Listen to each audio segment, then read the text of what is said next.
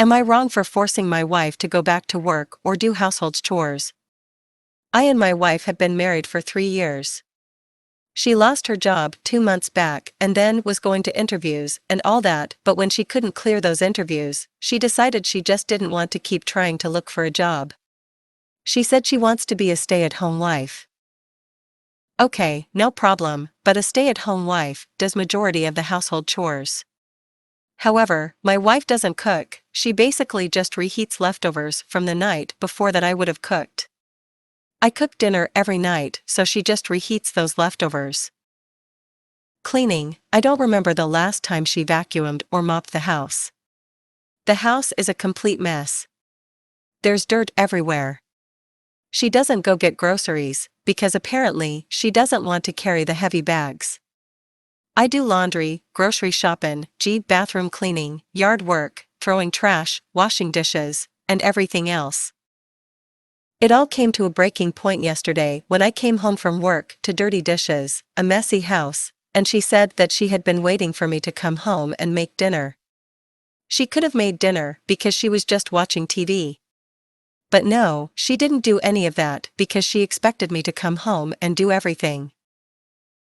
I've communicated to her before about how she needs to at least do basic chores at home, but it always leads to fights, her crying, then her doing the chores for a day and then back to square. I just couldn't take it anymore. I told her I'm sick of being the only one working at home. I said that she needs to step up with chores or go get a job. She started crying and said that I'm being very controlling by forcing her to take up a job. I said it is what it is, and her crying will not fix our financial issues or do the chores at home. She said she's not going to take up a job and that I cannot force her.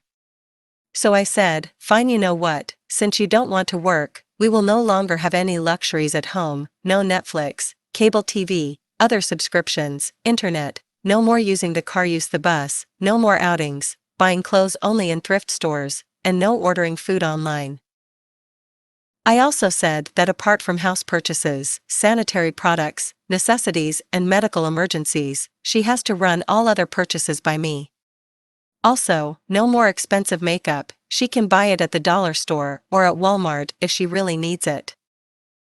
She started crying and said that I'm being too mean and harsh on her. She said that she really doesn't want to get a job because it will affect her mental health. I told her even my mental health is being affected, but I am not sitting at home because of that. She has only 2 options, get a job or do household chores.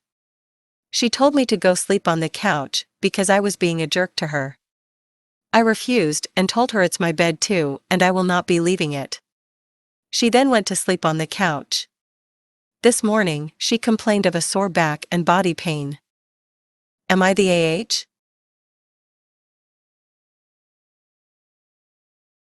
Am I wrong for grounding my daughter for the rest of the summer? My husband, 40, male, and I, 40, female, have 5 kids, 15 male, 13 male, 13 female, 12 female, and 10 male. Our 13-year-old son is the sporty one. Me and my husband aren't into sports, but since he was little, sports have always been something he loved, and have supported him through as we try to be parents. He's done many sports over the years, but the 2 he stuck to are lacrosse and karate. My son started getting into the history of the 2 sports about 2 years ago and has gotten very into Japanese culture. He's very into anime now, and a few months ago started taking Japanese lessons. Our son also loves collecting Japanese antiques from a huge antique mall near us. We're white, we try our best to look up and make sure our son is being respectful when he talks about something or tries something related to his cultural interest. A few days ago, I got a call from a mother of one of his twins or my daughter's friends, 13 female, parent. The girl's older brother, 14 male, was snooping through her phone to find out who her crush was, when he got a notification from a group text she was in. My daughter and her friends were mocking some of the items my son had bought and making various racist jokes about Asian people. The boy was punished for snooping through his sister's phone and the girl was punished for her racist jokes, but it was apparent my daughter played the largest role here.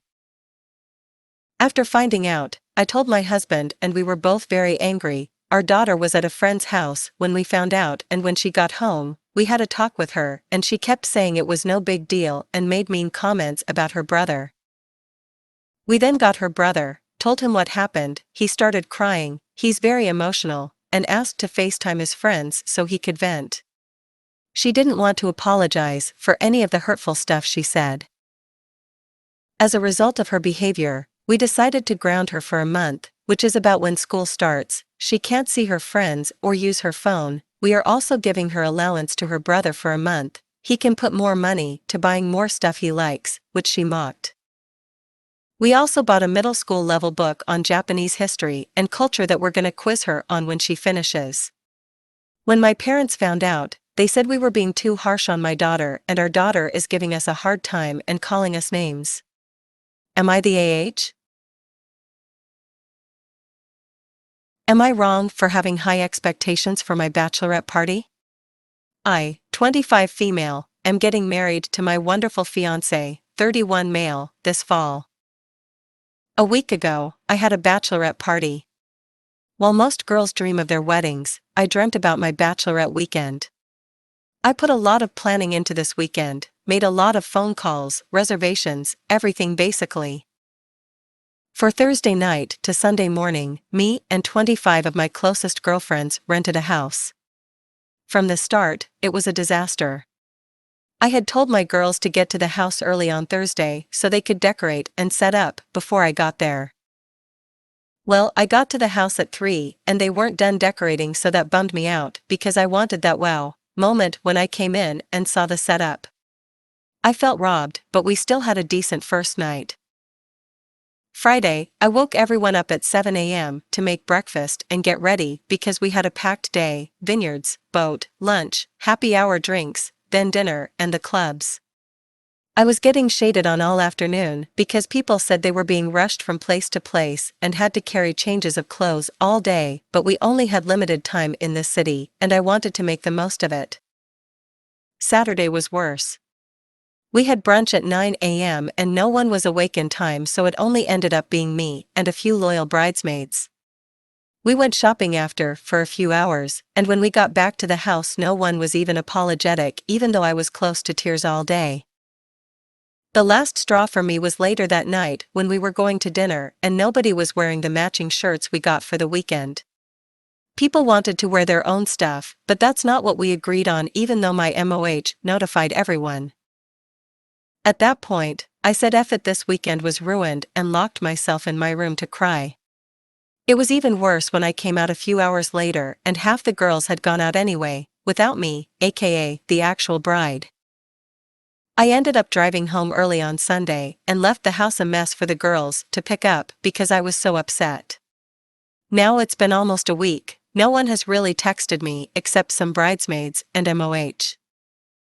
I know I sound bridezilla-ish.